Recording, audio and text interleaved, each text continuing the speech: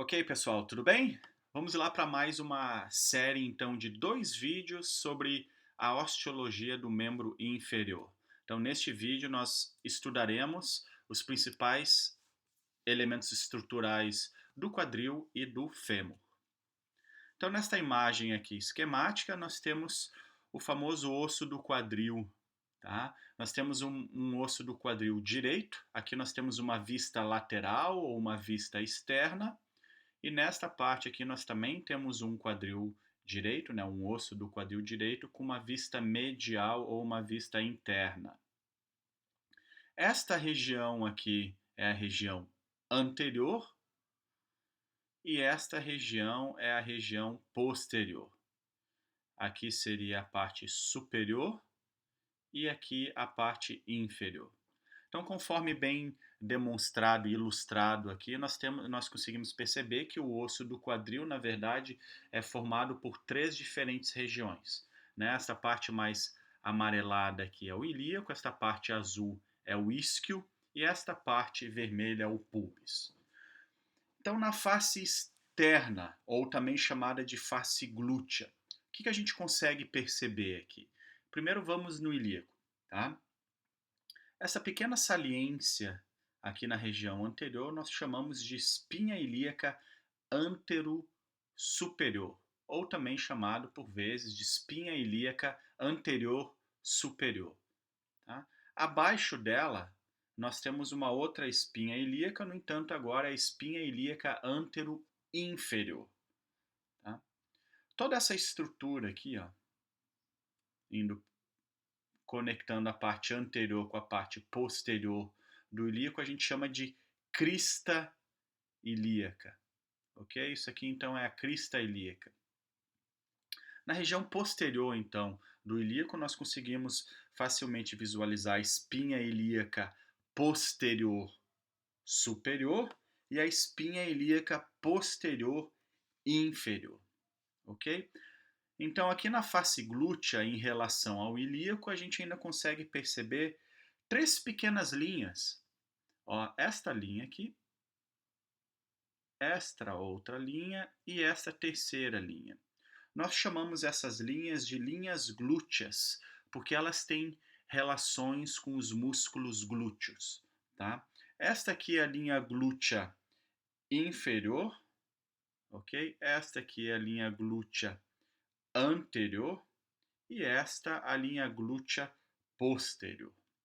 Bom, vamos descer então, vamos estudar um pouquinho agora o isquio, tá? Que é esse azul. Então nós temos esta pequena saliência aqui, que é a espinha isquiática, tá? Que ela se encontra, na verdade, abaixo dessa incisura grande, que é a incisura isquiática maior. Então a incisura isquiática maior, nós temos a espinha isquiática, esta aqui é a incisura isquiática menor, daí a gente vai entrando então já para a região inferior do isquio, onde nós temos aqui o túber isquiático, ou a tuberosidade isquiática, e o ramo do isquio. Tá? Esta região aqui, a gente chama de corpo do isquio. Ok? Esta região aqui é o corpo do isquio. O pubis, então, ele essencialmente é formado por dois ramos, né? Este ramo superior e o ramo inferior. Esta região de conexão entre o ramo superior e o ramo inferior a gente chama de um tubérculo púbico, ok? Duas estruturas, na verdade, extremamente importantes ainda que a gente consegue visualizar aqui, é este forame, que é o forame obturado ou forame obturador, e esta estrutura aqui, que é o acetábulo, que é onde a cabeça do fêmur se encaixa para formar a articulação coxo-femoral. Então, o acetábulo é dividido em pequenas regiões, como a gente consegue ver. Essa parte mais externa aqui, a gente chama de limbo do acetábulo. Esta parte aqui, que forma tipo uma ferradura de cavalo, é a face semilunar. No fundo, nós temos a fossa do acetábulo e aqui a incisura do acetábulo, ok? Na vista interna, o que é interessante que a gente demonstre é, inicialmente, a fossa ilíaca, que é essa parte aqui. Toda esta região aqui, ó, a gente chama de tuberosidade ilíaca, ok? Esta pequena linha aqui, ó, a gente chama de linha arqueada, ok? E na região do ramo superior do pubis, a gente, dando continuidade praticamente a essa linha arqueada, nós temos a linha pectínea, por onde sai, por onde, na verdade, desculpa, tem a origem do músculo chamado de pectíneo, ok? Em relação ao fêmur, gente, que é o último osso que a gente vai ver nessa videoaula, nós temos aqui um fêmur direito na sua vista anterior e na sua vista posterior. Estruturas importantes aqui no fêmur para a gente saber, tá? A cabeça, que é toda esta região, o colo, o trocânter maior, que é essa estrutura meio arredondada que vem desde a parte posterior, lateral e parcialmente anterior. E se a gente tem um trocânter maior, a anatomia sempre nos ajuda, nós temos então um trocânter menor, que na vista anterior é de difícil visualização, tá? Mas aqui na epífise proximal, numa vista anterior, ainda tem uma estrutura interessante, que é que conecta estes dois trocânteres, que é a linha intertrocantérica.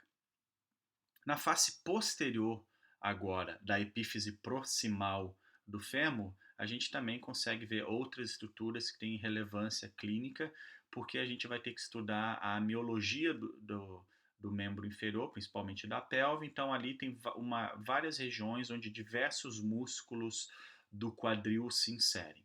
Tá? Então, nada de muito novo. Nós temos aqui a cabeça, novamente. Tá? Nós temos o colo, o trocânter maior e mais facilmente visualizável aqui o trocânter menor.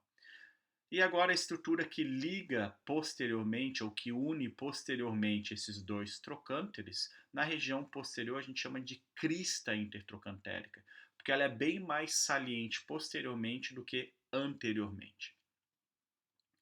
Saindo praticamente aqui do trocânter menor, ó, entrando no corpo do fêmur, nós temos uma linha, esta linhazinha aqui, que a gente chama de linha pectínea, tá?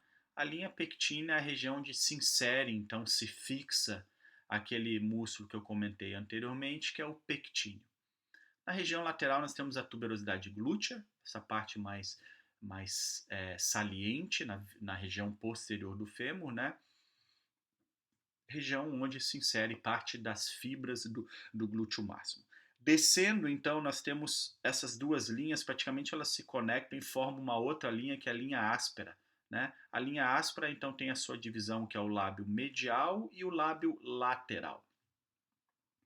Na região agora distal, ou seja, na epífise distal do fêmur, o que a gente consegue ver anteriormente de importante? O tubérculo adutor, ok? Onde se fixa um músculo chamado adutor magno, o côndilo medial com seu epicôndilo, ou seja, a maior saliência do côndilo medial a gente chama de epicôndilo medial, o côndilo lateral e o epicôndilo lateral. Ainda de suma importância na face anterior distal do fêmur é a face patelar, que é aquela região onde há o contato entre o fêmur e a patela.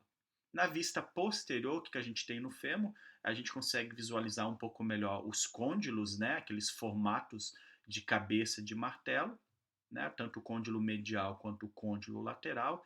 E essa pequena vão entre os dois côndilos, que são chamados de fossa intercondilar.